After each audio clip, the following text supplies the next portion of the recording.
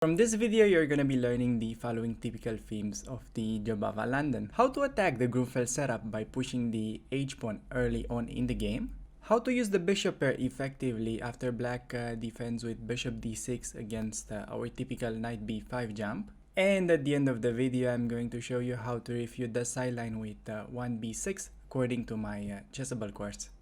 Okay, we're facing a national master, facing the first title player of the run. Let's see how they are dealing with the Jobava London. We see g6. That is really interesting to see. Going right for the Grunfeld setup. And I'm gonna be using my theory. Trying to go for the exchange sack in case he castles, but I guess he won't. Yes, he plays h5, which is very logical and one of the most common moves that I expect you to see. Now gonna be playing knight f3. By the way, I have like a 40 minutes long video, quite an in-depth theoretical guide about how to play this exact positions that you see on my YouTube channel, so you can check that one out. And now after bishop g4, I think you do bishop e2 with knight e5. Could also go queen d2. I think I like queen d2 because kind of forcing him to take, otherwise knight e5 is gonna be pretty unpleasant. Opponent plays knight d7, but I think now we're getting really easy play because we're gonna be getting the usual play on the king side, but this time f3 will come with a tempo because this bishop is pretty awkwardly placed on g4. So I think, yeah, this is actually maybe even recreating my game against Lodic Lorenzo from Graz, where I just got destroyed. I did something similar like this, and then just f3, g4 came with like tempo, and I was just hating my life for that night. Luckily, I won in the next round though, so the sadness did not last for that long, but it was pretty disturbing that day. But the tournament ended pretty well because I managed to score my last IM norm, winning with black on demand with a King's Indian against the GM. So that could be, that could be a cool video. Opponent plays c6. Well, I think we have a choice between either kind of waiting with castling, but I think really castling should be the move because he's not like preparing b5 because of knight takes. And even if, let's say, the pawn is somehow not hanging on c6, okay? He goes b5, he can just play king b1. And like b4, knight a4 will usually be a nice move, blockading black's play. Queen a5, I think just king b1 is very nice. So black goes knight takes on e5 in this position, and the automatic recapture here, bishop takes. Always. I don't care. You win a tempo taking with a pawn.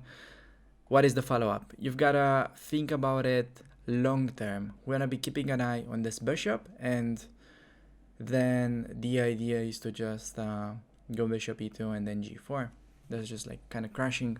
Okay, opponent plays b5, but again, like his plays a bit too slow, and I'm afraid he might be running into some tactics already. Like just imagine bishop takes on f6, he's forced to take with a pawn because bishop takes allows knight d5 and we're winning a pawn because of queen d2 and knight f6.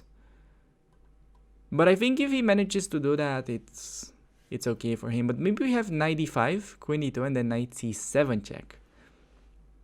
Goes like king d7, and then we go, rook takes on d2. He'll most likely move rook c8. And then we have knight e6. Yeah, that's very juicy. Gonna go for that. Gonna playing knight c7 now. Queen d2 was pretty much like the only move, and then we just take back. So we see king d7. Just gonna be taking on d2 as I was saying, and then this is gonna be the plan. Assuming he does that because the rook is under attack. Here we see rook c8 as I was expecting. By the way, e4 is also a good move because after rook c7, bishop takes, king takes, we're gonna be up the exchange in those lines. But it feels like so good getting the knight to c5. I think we're just gonna go for that. He plays like king e8, then we maybe go e4, knight c5. It's like so juicy. We're up a pawn. Yeah, gonna be sticking with a main plan. Yeah, he's got like this interesting bishop h6 move that I was about to point out, but I think just rook e2 is fine and d4 next. Okay, opponent plays rook d8. Idea to bring the king over, so maybe it was like a bit more precise by me to start with knight c5. Kind of hating myself for that, but just gonna be going e4 and still we're having big advantage. This is only move. And then do we have like an immediate win? I don't really say it, but I think can win the exchange. Like knight c5, king e8, knight b7. Does that win the exchange? Maybe it doesn't.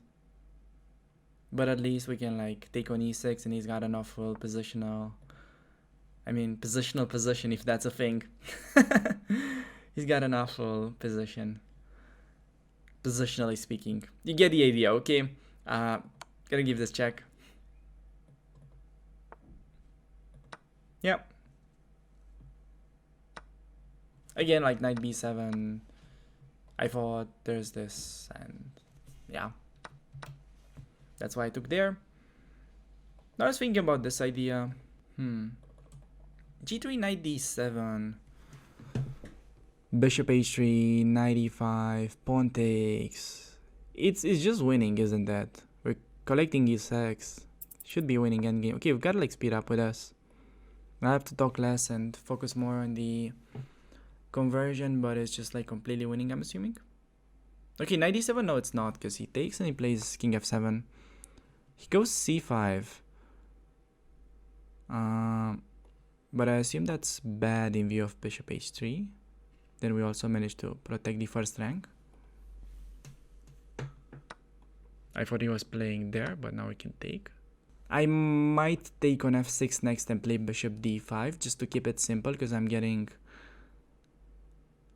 low on the clock. I mean, f4 is like such a good move though in this position. Bishops are dominating. Yeah, I gotta playing f4. Like the easy way to do it was taking in bishop d5, you're never losing. But I think just f4 rook d1 seems crashing, we're collecting the pawn. Don't really like the fact that I'm so low on the clock and this might get a bit out of hand with the conversion, but I think should be relatively an easy one. Whenever he moves the knight, we're giving up the light squared bishop for it, and we're just gonna be collecting the pawn on d4. If we can do that, it looks very simple. Maybe he has d3 to like complicate. Yeah, d3 I think is like a good fighting move. He finds it. And then... Okay, if I take his rook, he's becoming active. But maybe I can play rook d2 and then dc, rook c2. But then I'm like losing e4. Not really a thing. Yeah, I think I actually messed this one up a bit already. Can we just like defend? Give like a lot of counterplay. I should have taken on f6 and played that opposite color bishop's position. Just, yeah, I think it was better to take the practical decision. Now it might be getting really tricky. I mean, I guess I can still take and play bishop d5 always and never lose. But it's not really what I had in mind going into this. Maybe like bishop c3, e5 is a nice way to follow this up. But I'm assuming he'll play a5. Then I'll play a3. Oh, taking that. Rook trade. Love to see a rook trade. And he's kind of forced to. Okay, taking that way. King c2. Gaining some time on the clock, which is also nice. This is a threat. Plays rook f3.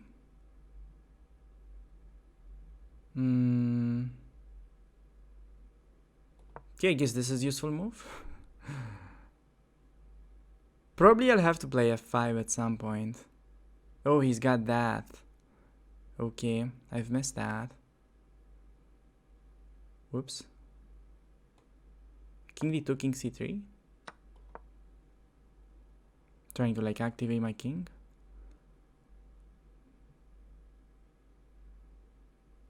I'm not liking what I'm doing. I can tell you that. I think I'm making huge mess out of a completely winning endgame.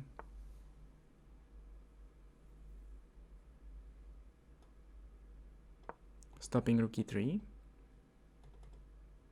Not sure why I gave that check.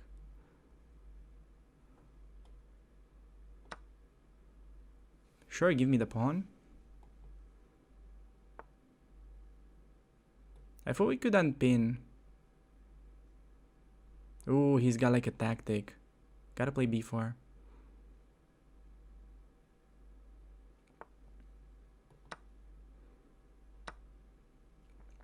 And then this. Still has rook e3, but I have rook d3. He had a trick because he had rook d4 and bishop c5 ideas. Oh, he has this move now.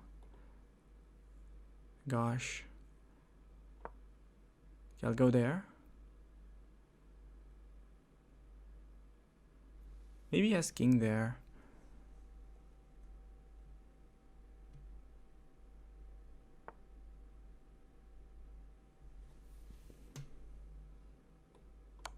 I'll throw in a check.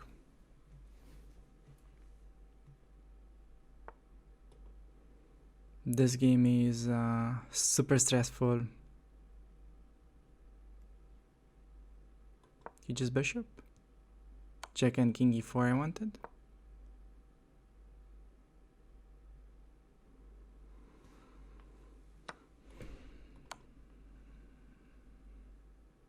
Has to go back and then maybe rook g7. Okay, this I thought was not good. Get the pawn.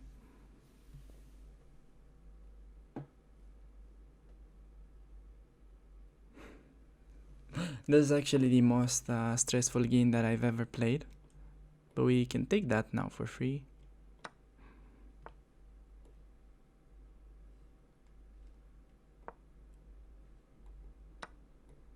I think now we're winning it in the king and pawn endgame. Just king d5. Might be winning the king and pawn endgame, luckily.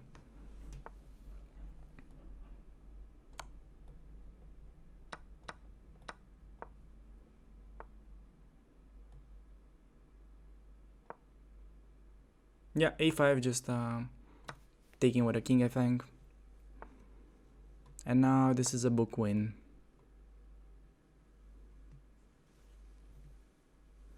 Wow. Managed to keep that under control somehow. Definitely allowed way too much counterplay than I should have. I guess I was even worse at some point, and now we're just winning. Okay, king c8. Just gonna be advancing. There are no like stalemate streaks. And we also end up seeing the resignation. Okay, hey everyone, I had to quickly hop in and show you what the opening moves were for the next game because that part of the stream got muted for some strange reason. So I played d4, opponent went knight f6, we went for the Jobava London, and they played with d5, and after bishop f4 e6, we went for the common knight b5 move, and now black defended the c7 pawn by playing bishop to d6. We took the bishop pair, as we usually do with the knight, and then went for knight f3, black played knight c6, and now we have the position that you will see in the video. So yeah, thank you for making it this far. Make sure to hit the like button if you haven't already, and enjoy the rest of the video.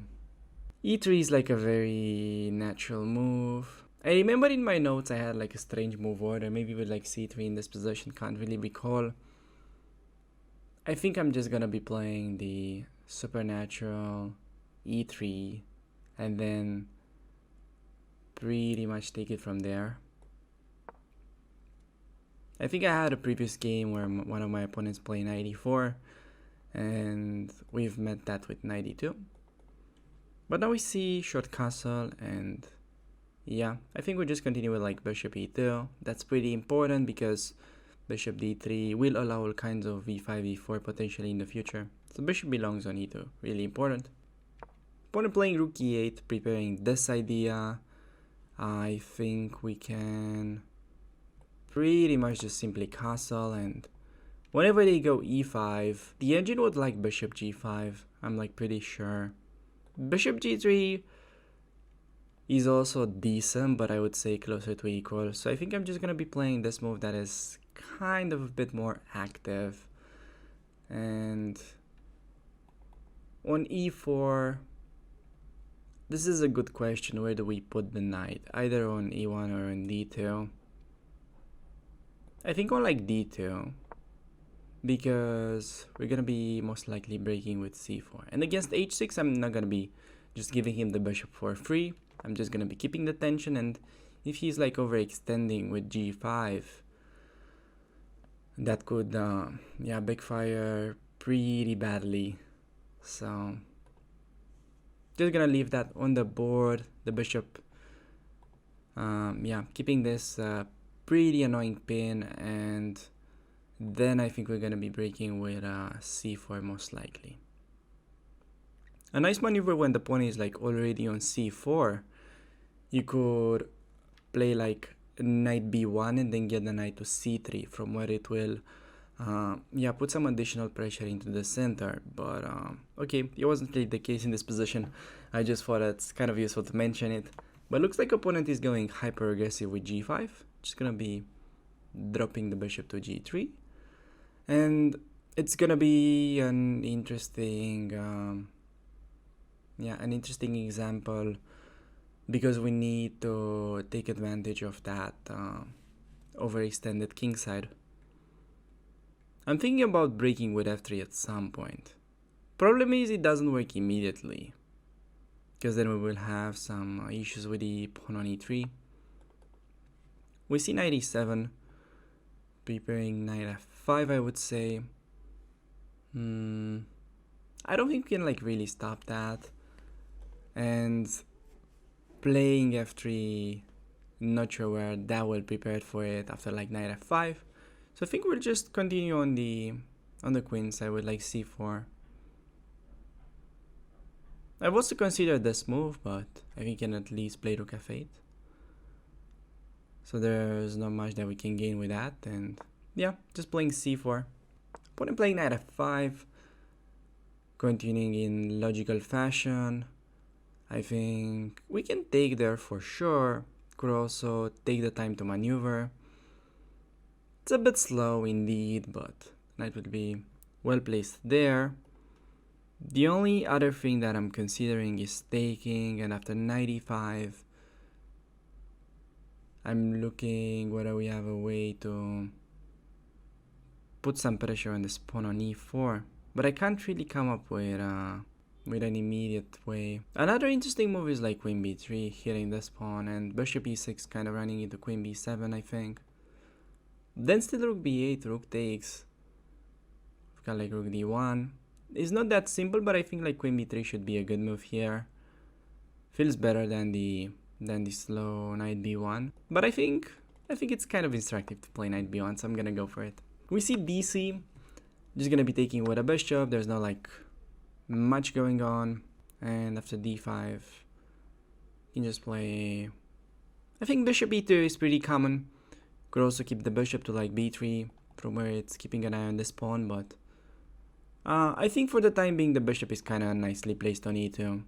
Opponent takes on g3. I think it makes a lot of sense to take this way now. I mean, sure, the supernatural way would be to take this way, but not only because we activate the rook, but specifically because this pawn is not on g7. This knight is now like really loose on f6. Gonna be playing knight c3, something like that. It just feels like we can simply double up on the f file, and we're gonna be getting like a winning position. Just knight c3. He can't take on b2 because of knight a4, and then we collect the knight. Okay, we see bishop d7 from my opponent. This is actually an interesting position where we could consider the exchange sack, but I think we're gonna be keeping it very simple. Just queen d2, doubling up on the f file, and I think it's gonna be really tricky for him to defend. I think he's gotta play, I was about to say bishop e6, but that's not even a playable move because the knight would drop, and knight g4 I thought we'd take at. Could also take on d5 intermezzo, which is even stronger. Hitting the queen and then taking the knight with like knight f6 coming if he takes back. So he'll have to take the knight, but there's bishop h5 as an issue, and then we double up and we're just winning.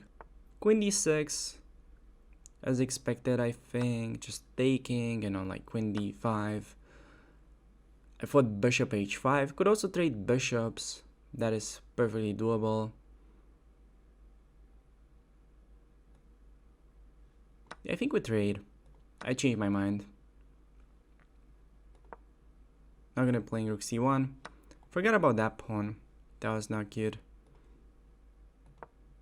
Rook f6, hitting this guy. Why can't we just take? I think we can collect some juicy pawns on the king side. King g7, rook h5, king g6 like g4.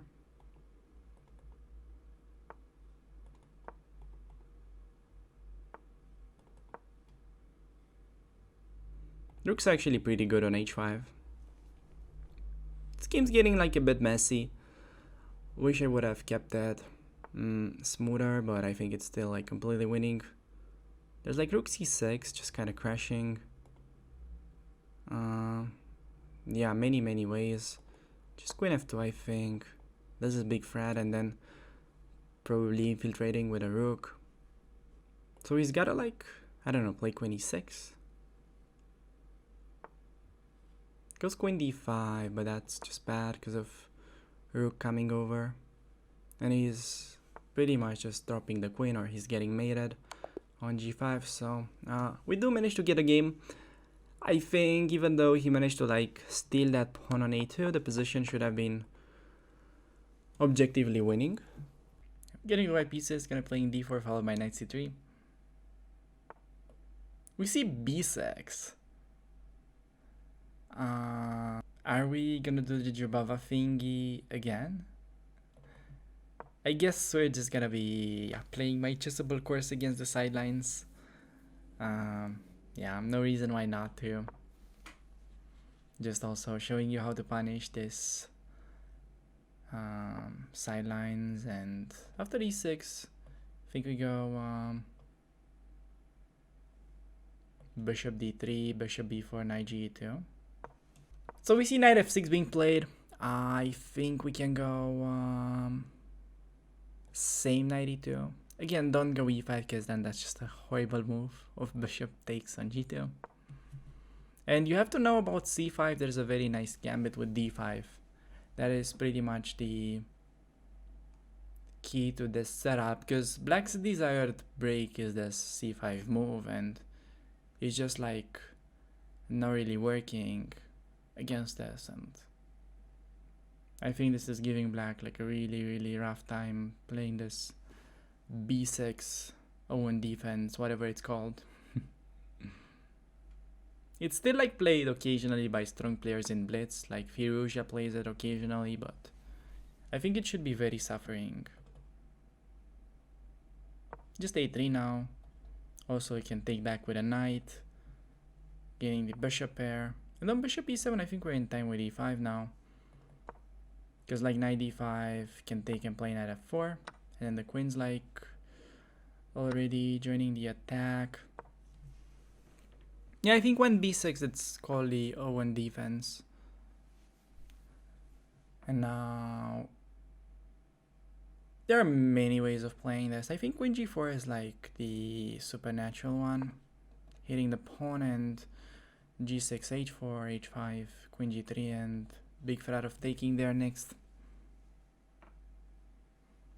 I think that's pretty much how this is getting refuted. Just h4, big threat next, so he probably has to play h5 himself. Because if he doesn't, we can do this. Also, ideas to take, and then bishop g6, but not really working that well. Just pushing. If we push g5, how do we continue though? Maybe I don't need to rush with it. I can just start bishop d2 or bishop e3. The idea of bishop d2 is to like go there, defend.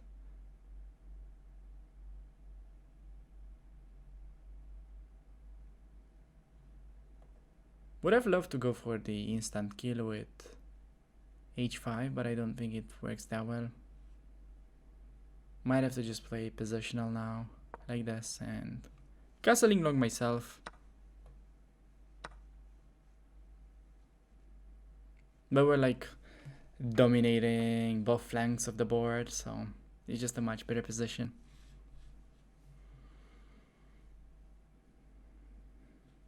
Yeah, I think the bishop will be nicely placed there. We castle long, covering this.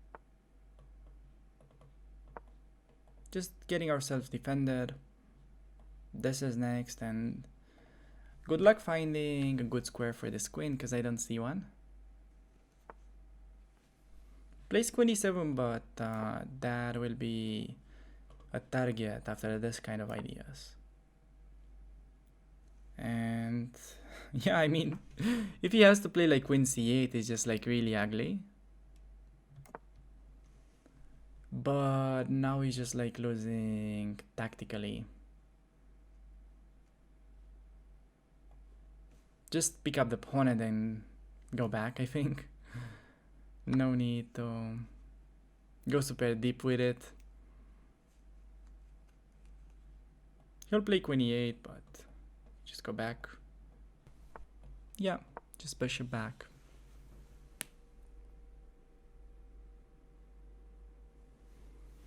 Yeah, Owen defense is like not amazing objectively speaking, but it could be getting a lot of players out of theory, and it's not as bad if you don't know how to punish it. I mean, I did not so many people do like a lot of research on the Owen like I had to do for my course, and can like easily get away with it. You can see Hikaru, Firuja playing it, just crashing giblets.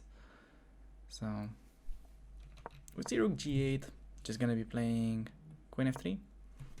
But there's also like a chessable course on it, I believe, made by Lawrence Trent.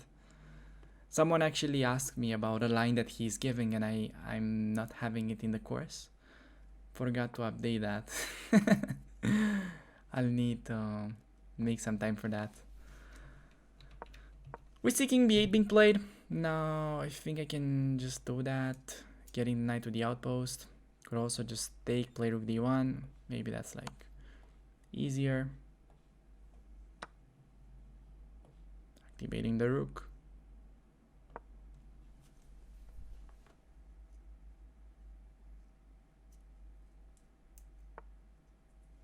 Plays knight a5.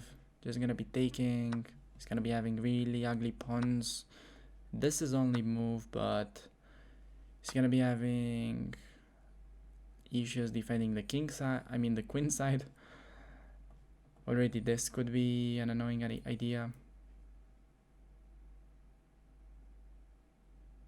He still has like c5, bishop b6 to defend. So maybe just like bringing the knight over. And on bishop e7,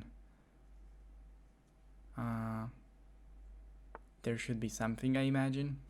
Okay, now this is bad because of c4, I think.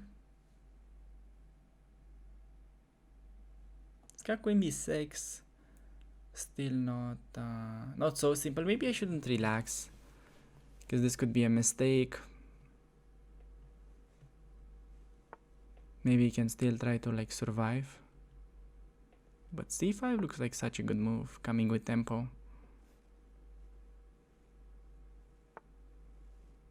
Almost impossible to like not relax in these positions. That's the tricky part. So the thing is, I don't want his rook to like ever take there, so I might just play g3.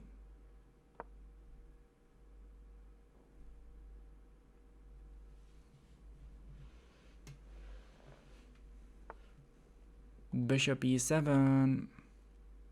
Now the next step would be trading his queen.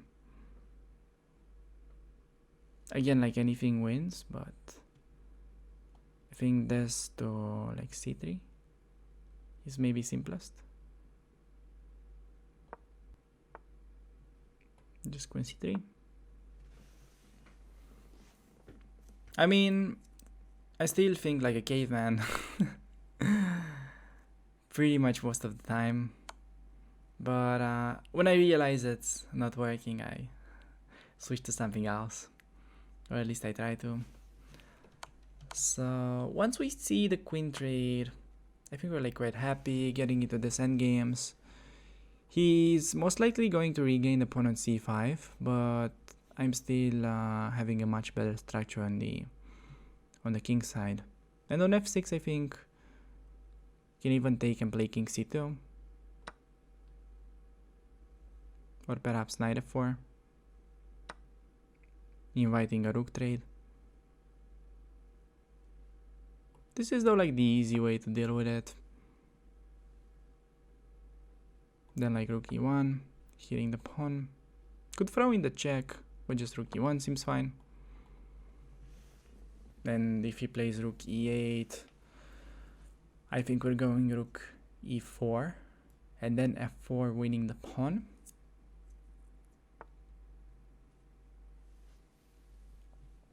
And okay, just taking it now with rook a8. I like to connect that passer. It should be an easy win. We see rook d5, but can simply drop the knight, I think. Maybe throwing in this move is not a bad idea either, but just knight d3. I guess we're just gonna be winning this one slowly, like rook e6 next, and then just pushing pawns. He's got like no counterplay really. Rook f5. Again, that is like defended, but you're gonna be playing f4 anyways. Just getting ready to advance, and yeah, we're doing very well. Just rook e6, I think. Activating c6 could be next. We see bishop g7. Again, anything wins. I think simplest just bringing the king to like e4, but that's losing the c3 pawn. Not that it's such an important pawn, but also I'm kind of attached emotionally to my pawns, which you shouldn't. Gonna be playing knight e5. I guess it's still completely fine activating and perhaps shortening the route of the king because we can get there via d3. We see bishop to f8. How are we gonna be dealing with this? He's hitting the pawn, could play c6. I mean, c6 has gotta be a good move. I mean, could do knight d7 either. Knight e7, c6. I think I like knight e7. Sort of inviting him to enter the losing rook endgame. Also, if takes, just take and potentially force it with rook e5. Don't need to. There's like an easier way, like rook g6, rook g5, and that's gonna be for sure winning. Yeah, we see exactly that. Again, this is probably like still completely winning, but if you wanna be sure, this is always the better way, because you're gonna be getting the what is it called, the protected pass pawn. I think that's how you name it in the king and pawn endgames, and that is a winning endgame usually. g5, and yeah, he just straight up resigned. So okay, that was a good game. Thanks a lot for making it this far into the video, and if you're looking for more content, make sure to check out some of the previous episodes from the same series.